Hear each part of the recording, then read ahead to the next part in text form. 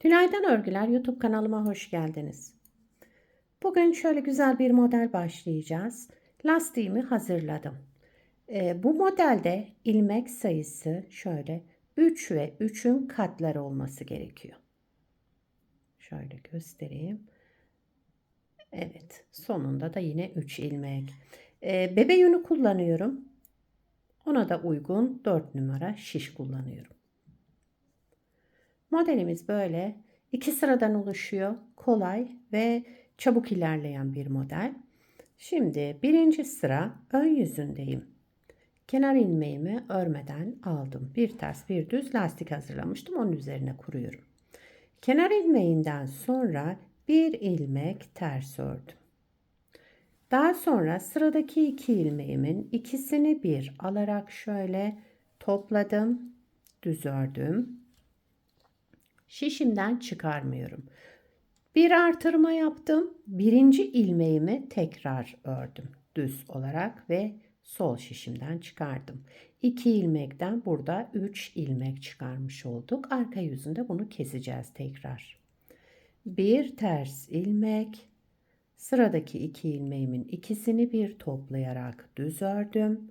Bir artırma yaptım. Daha sonra birinci ilmeğimi tekrar örerek şişimden çıkardım. Bir ters ilmek, sıradaki 2 ilmeğimin ikisini bir toplayarak düz ördüm. Bir artırma yaptım. Daha sonra birinci ilmeğimi tekrar düz örerek sol şişimden çıkardım. Bir ters ilmek, 2 ilmeğimin ikisini bir topladım, düz ördüm. Şişimden çıkarmadan bir artırma yaptım. Daha sonra birinci ilmeğimi tekrar ördüm. Bir ters ilmek, sıradaki 2 ilmeğimin ikisini bir topladım, düz ördüm. Bir artırma yaptım. Birinci ilmeğimi tekrar ördüm. Ve sıra sonunda bir ters ilmek, daha sonra kenar ilmeğimi ördüm. Yani burada ters ilmekle başladım, ters ilmekle bitirdim. İkinci sıra arka yüzündeyim. Kenar ilmeğinden sonra sıradaki ilmeğim düz olarak ördüm. Şöyle üçlü ilmeğe geldim. Bakın. Birincisini ters ördüm. Kalan 2 ilmeğin, bakın 2 ilmeğin de ikisini bir toplayarak düz ördüm ve tek ilmeğe düşürdüm. Ön yüzünde artırdığımız ilmeği burada kestik. Bir düz ilmek, üçlü ilmeğin birincisini ters örüyorum. Diğer kalan ikisini bir alarak düz ördüm. Bir düz, sıradaki ilmeğim ters. Diğer 2 ilmeğim de ikisini bir toplayarak düz ördüm ve kestim yani. Bir düz ilmek, bir ters ilmek. Yine düz örüyorum ama bu ikiliyi alarak düz ördüm ve kestim. Bir düz ilmek, bir ters ilmek. Sıradaki ikiliyi de ikisini bir alarak düz örelim, keselim yani. Sıra sonunda bir düz, daha sonra kenar ilmeğini de düz örerek ikinci sıramızı tamamladık. Modelimizi de bir kez kurmuş olduk. Model hep bu 2 sıranın tekrarından oluşacak. Bir kez daha kuralım isterseniz modeli hep birlikte. Modeli tekrar kuruyorum. Birinci sıra ön yüzündeyim. Yani ön yüzünde yapacağımız işlem bu. Kenar ilmeğinden sonra bir ters ilmek. Sıradaki 2 ilmeğin, bakın biri ters biri düz ilmek. İkisini bir aldım. Şöyle düz ördüm. Şişimden çıkarmadan bir artırma yaptım. Birinci ilmeğimi tekrar ördüm. Bir ters ilmek, 2 ilmeğimi topladım, düz ördüm. Bir artırma yaptım şişimden çıkarmadan. Birinci ilmeğimi düz ördüm ve ikisini de şişimden bıraktım. Sol şişimdeki ilmekleri yani. Bir ters ilmek. Bu ters ve düz ilmeğe gelince ikisini bir aldım, düz ördüm. Şişimden çıkarmadan bir ilmek artırma yaptım. Birinci ilmeğimi tekrar düz ördüm. Bir ters ilmek, iki ilmeğimin ikisini bir aldım, düz ördüm.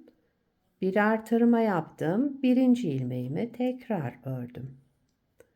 Bir ters ilmek, sıradaki iki ilmeğimin ikisini bir alarak düz ördüm. Bir artırma yaptım. Birinci ilmeğimi tekrar ördüm. Bir ters ilmek, daha sonra kenar ilmeğimi de örerek birinci sıramızı tekrar kurmuş olduk. İkinci sıra arka yüzüne geçtim. Kenar ilmeğimi örmeden aldım. Sıradaki ilmeğimi düz, zaten düz olan ilmeğimi düz ördüm. Burada üçlü ilmeğimiz var bakın.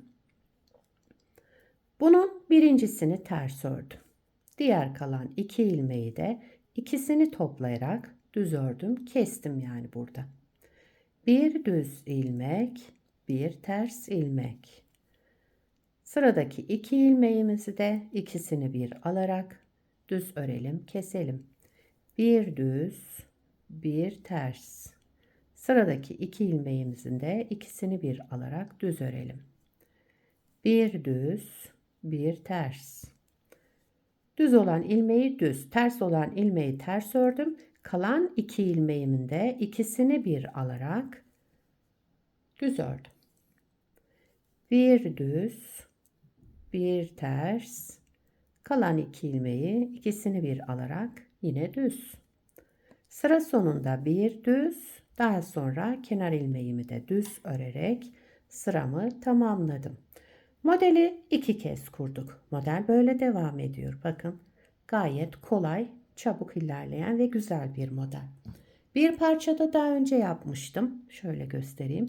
Burada lastiksiz yaptım. Burada bir ters bir düz lastik üzerine kurduk beraber başladığımızı. İster böyle başlayabilirsiniz, isterseniz lastik üzerine başlayabilirsiniz. Her iki türlü de olur. Yani model lastik istemiyor. Kıvrılma olmuyor. Lastiksiz de kullanabilirsiniz. Bu modeli bebek örgülerinde güzel yelek, hırka, süveterini yapabilirsiniz. Bebek battaniyesi, yelek, atkı, bere hepsinde kullanabilirsiniz. Yani yetişkin örgülerinde, çocuk örgülerinde, bebek örgülerinde hepsinde kullanabileceğiniz güzel, yapımı kolay modellerden. Etol şal yapımında da ona göre ipinizi tercih edersiniz. Evet, modelimiz böyle arkadaşlar. Bir beğeni yapmayı, yorum yapmayı, beni desteklemeyi unutmayın. Bir sonraki videoda görüşmek üzere. Hoşça kalın.